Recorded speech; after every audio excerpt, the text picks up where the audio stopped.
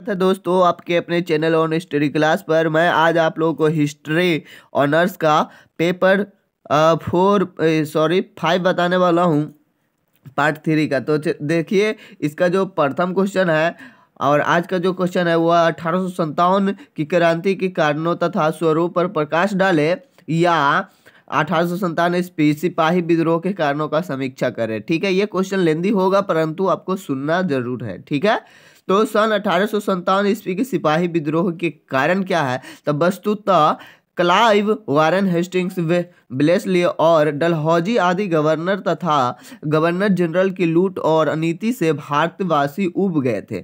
देश के कोने कोने में विद्रोह की आग धीरे धीरे सुलग रही थी।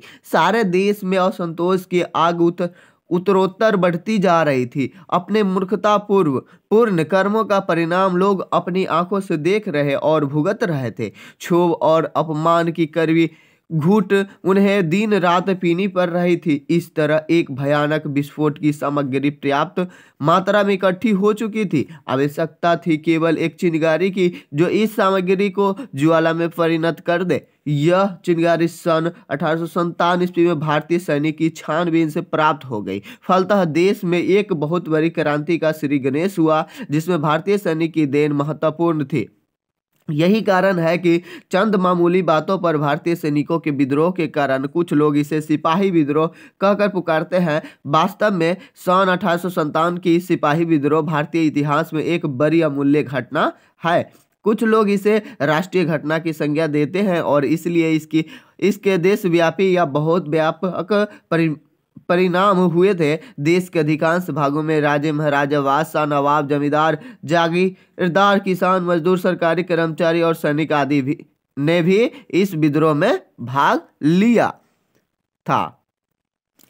फिर इसे केवल सिपाही विद्रोह ही कहना गलत होगा। क्या हिंदू, क्या मुसलमान सभी इसमें शामिल हुए थे। भले यह ठीक है कि इस विद्रोह का नेतृत्व उच्च वर्ग के लोग कर रहे थे। इस तरह सन 1857 का सिपाही विद्रोह बहुत व्यापक था जिसके अनेक कारण थे। उदाहरण स्वरूप राजनीति, आर्थिक, धार्मिक, सामाजिक और सैनिक सभी क्षेत्रों में 1857 ईस्वी के प्लासी युद्ध के बाद से ही असंतोष उत्पन्न हो गया था। असंतोष यह है कि बिखरी हुई लहर एक होकर विकराल बन गई और समस्त उत्तर भारत इसकी लपेटों में उलझ गया, जिसे भारत के इतिहास में हम सन 1857 की का सिपाही विद्रोह के नाम से जानते हैं। अगला जो पॉइंट है, गदर के कारण क्या है।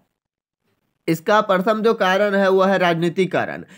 क्या है, क्लाइव हेस्टिंग्स तथा वेलेस्ली आदि के अन्यायपूर्ण नीति ने यहाँ के राजे, महाराजे तथा मुस्लिम सूबेदार एवं मुगल बादशाह आदि में घोर असंतोष उत्पन्न कर दिया था।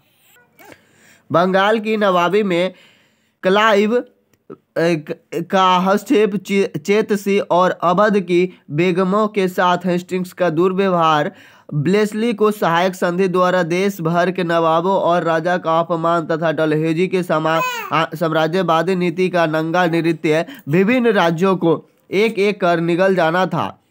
उनकी छाती पर अंग्रेज रेजिडेंट का पहरा और उनके यहाँ उन्हीं के खर्च से अंग्रेजी सेना का बोझ लाद देना, किसी राजे या नवाब को मनमाने ढंग से गद्दी पर से उतार देना और उसे पेंशन देकर अलग कर देना इत्यादि कुछ ऐसे उदाहरण है जिनके फलस्वरूप ईस्ट इंडिया कंपनी के काले शासन के खिलाफ संपूर्ण देश में राजनीतिक उथल पुथल और असंतोष का जागरण हुआ। इतना ही नहीं, डलहौजी के जब्त करने के सिद्धांत ने अनेक देसी नरेशों के राज्य को अंग्रेजी राज्य का अंग बना दिया था। इन सब बातों और अंग्रेजी दुर्व्यवहार के फलस्वरूप यहाँ देसी नरेश, क्या हिंदू क्या मुसलमान, सभी विदेशी ईस्ट इंडिया कंपनी के घोर दुश्मन हो गए। मुसलमान असंतुष्ट क्यों थे, तब मुगल बादशाह के साथ दुर्व्यवहार करने के कारण मुसलमानों में घोर असंतोष उत्पन्न हो गया था। दक्षिण में हैदर अली और टीपू सुल्तान को समाप्त कर देने के कारण वहां के मुसलमान भी अंग्रेजों से बिगड़ गए थे। बंगाल में मीर जाफर और मीर कासिम के साथ अन्यायपूर्ण व्यवहार के कारण पूरब के मुसलमान भी अंग्रेजों से तंग आ गए थे। इनके अनुसार जो जेम्स कटरेम के अनुसार क्या है कि हिंदू के अनुसार ये जो लिखा हुआ है, फिर आपका जो पॉइंट है हिंदू असंतुष्ट क्यों था, इतना ही नहीं, हिंदू जाति को भी इन अंग्रेजों ने अपना शत्रु बना लिया था। झांसी उसतरा तथा नागपुर आदि इस कंपनी को साम्राज्यवादी नीति के शिकार हुए थे। बिहार में शाहाबाद जिले के बाबू कुंवर सिंह को जागीर भी बोर्ड ऑफ रेवेन्यू ने जब्त कर ली थी। दक्षिण भारत में छोटी छोटी प्राय 20,000 जमींदारी या डलहौजी के अनुसार जब्त कर ली गई थी। कर्मचारी असंतुष्ट क्यों थे, तो धनी मानी और सेठ साहूकार कंपनी के कर्मचारी के दुर्व्यवहार से तंग आ गए थे। देसी राज्यों तथा नवाबों के यहाँ ऊंचे ऊंचे पदों पर काम करने वाले लोग बेकारी का सामना कर रहे थे, क्योंकि देसी राज्यों की कंपनी हड़प कर खुद मालिक बन गई थी और सारे ऊंचे ऊंचे पदों पर अंग्रेज अफसर बहार कर लिए थे। फलतः कर्मचारी और क्या है वर्ग भी अंग्रेजी शासक का जानी दुश्मन बन बैठा था। इस तरह से उपयुक्त उदाहरणों से यह बात स्पष्ट हो जाती है कि राजनीति अस्थिरता और असंतोष सिपाही विद्रोह का प्रथम एवं काफी महत्वपूर्ण कारण था, जिसने अपना योगदान इस विद्रोह को दिया। दूसरा पॉइंट जो है आर्थिक कारण क्या है। सन 1857 ईस्वी के सिपाही विद्रोह को आर्थिक कारणों का भी देन हम कह सकते हैं। ईस्ट इंडिया कंपनी की आर्थिक लूट के कारण यह है कि व्यापारी और कारीगर लूट गए थे, बहुत लोग बेरोजगार हो गए थे, छोटे छोटे अनगिनत जमींदारों की जमींदारी छीन ली गई थी, जिनके कारण उनकी जीविका ही नष्ट हो गई थी। इसके अलावा अनेक भारतीय सैनिक जो देसी नरेश के यहाँ काम करते थे वहाँ एकाएक राज्य चले जाने के कारण बर्खास्त कर दिए गए थे। इस तरह उनकी भी जीविका मारी गई थी। सभी वर्गों के अधिकांश लोगों के समक्ष निर्धनता तथा बेगारी की विकट समस्या उपस्थिति हो गई थी। इस प्रकार सन 1857 ईस्वी के सिपाही विद्रोह के बीजारोपण आर्थिक कारण के आधार पर भी हुआ। अगला जो पॉइंट है वह है धार्मिक तथा सामाजिक कारण क्या था। तो सन 1857 ईस्वी के सिपाही विद्रोह के कुछ कारण वास्तव में धार्मिक और कुछ सामाजिक थे एवं कुछ कारणों का भ्रमवश धार्मिक समझ लिया गया था। लॉर्ड वेस्टी के शासनकाल में इस देश में अंग्रेजी शिक्षा का प्रचार हुआ था। अंग्रेजी शिक्षा का प्रचार क्या है कि पुरानी परिपाटी के पंडितों और मौलवियों ने देखा कि सार्वजनिक विद्यालयों के पाठ्यक्रम में धर्म ग्रंथों का कोई स्थान नहीं था। उनका स्थान पर विदेशी भाषा और साहित्य की पढ़ाई शुरू कर दी गई थी। फलतः यह अनुमान किया जाने लगा कि आगे की पीढ़ी अपनी संस्कृति शिक्षा से दूर हो जा पड़ेगी और वह आसानी से ईसाई हो जाएगी।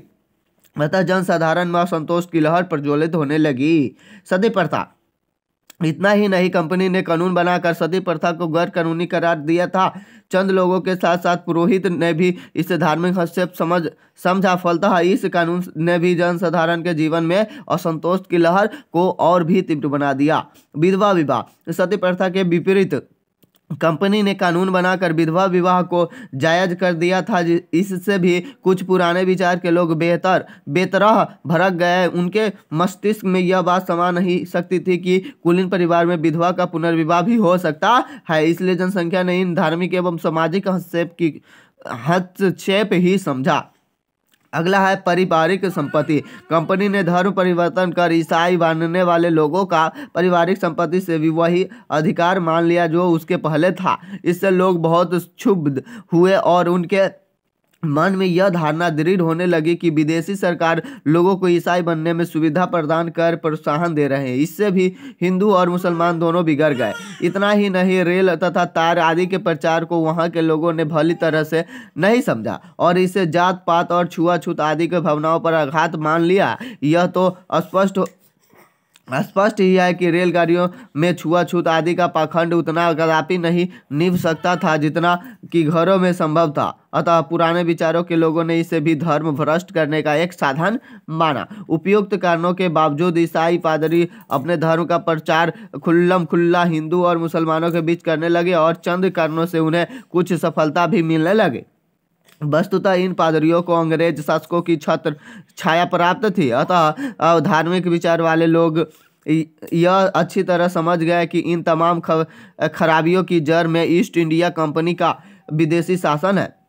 जब तक उनका मूल्योच्छेदन नहीं किया जाएगा उसका हस्तक्षेप धार्मिक क्षेत्र में प्रत्यक्ष या परोक्ष रूप से बना ही रहेगा। अतः समाज का यह वर्ग भी कंपनी के शासन को अंत कर देने की पक्षपाती बन गया, क्योंकि उसका इस बात में विश्वास जम गया कि कंपनी कालांतर में सबको ईसाई बनाकर छोड़ेगी।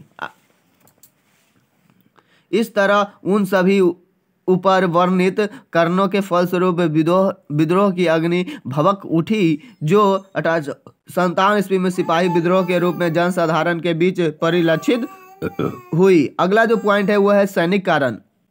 सदियों का असंतोष और अव्यवस्था ने 1857 में विद्रोह का रूप धारण किया। चूंकि सैनिक ने इसकी अगवानी या इसका नेतृत्व किया, इसलिए इसे हम सिपाही विद्रोह के नाम से भी जानते हैं।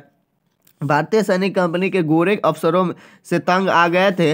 लाख ईमानदारी से काम करने पर भी वह ऊंचे पद पर नहीं पहुंच सकते थे। ऊंचे पद अंग्रेजों के लिए ही सुरक्षित थे। यही नहीं, भारतीय सैनिक का विश्वास नहीं किया जाता था। इसे भारतीय सैनिकों के लिए अपमान समझना स्वाभाविक ही था। वेतन तथा भत्ता आदि भी अंग्रेजों के सैनिक तथा अफसरों से अपेक्षाकृत भारतीय सैनिकों को बहुत कम ही थी।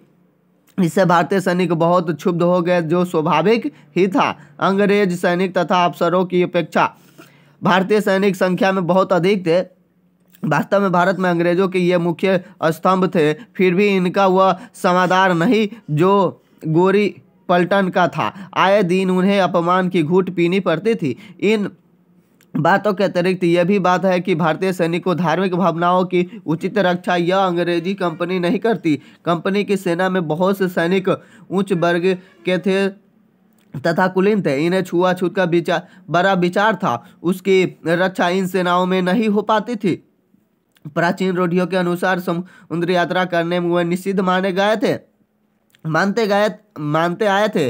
अब अंग्रेजी कंपनी ने यह नियम चालू किया कि किसी भी सैनिक को देश के भीतर या बाहर समुद्र पर जाकर युद्ध क्षेत्र में काम करना पड़ेगा। जब तक ईस्ट इंडिया कंपनी अपनी टांग इस देश के भीतर भी पसारती रहे, तब तक यह समस्या उपस्थित नहीं हुई थी। पर जब भारत उसके पेट में समा चुका था तो उसकी दृष्टि बर्मा और अफगानिस्तान आदि सीमांत देश पर पड़ी।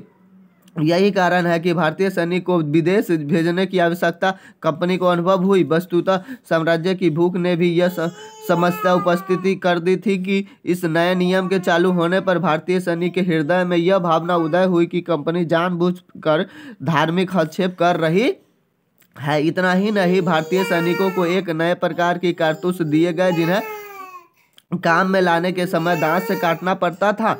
चंद लोगों ने उस समय यह अफवाह उठा दी कि इन कारतूसों में गाय और सूअर की चर्बी लगी है, ताकि हिंदू और मुसलमान दोनों सैनिक का धर्म एक साथ नष्ट हो जाए। इस अफवाह पर हिंदू और मुसलमान सैनिक ने विश्वास कर लिया। अब उन्हें विश्वास हो गया कि अंग्रेज कंपनी एक न एक दिन उन सभी को क्रिस्तान बनाकर छोड़ेगी। ये भारतीय सैनिक अंग्रेजों से क्षुब्ध और अपमानित थे। इस अविश्वास और अफवाह के चिंगारी का काम किया। इस तरह जब सैनिकों को गाय और सुअर की चर्बी से बने कारतूस को दांत से काटना था, तो उसी समय प्लासी की लड़ाई के बाद यह अफवाह भी सैनिक के बीच फैल गई थी। आज से 100 साल पहले बाद अंग्रेजी साम्राज्य का अंत हो गया और यह भविष्यवाणी एक कटु सत्य के रूप में 1857 ईस्वी में प्रकट हुई, सर जॉन लॉरेंस के अनुसार।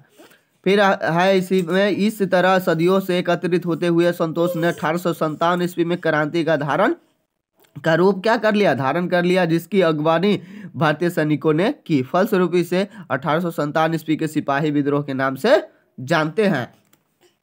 तो इस तरह से आप लोगों का क्वेश्चन हो गया समाप्त। आप लोग इसके बारे में क्या समझे, क्या सुने, क्या आपको याद है, वो आप विचार करेंगे और इस पर क्या करेंगे, मंथन करेंगे जो भी पॉइंट है, क्योंकि ये क्वेश्चन इंपॉर्टेंट है। 1857 की क्रांति में और भी क्वेश्चन है जो कि इम्पोर्टेंट है, मैं आपको बता दूंगा। तब तक आप लोग जो भी है जहाँ भी है अच्छे से पढ़ाई कीजिए। Thank you for watching. फिर मिलते हैं नेक्स्ट वीडियो में।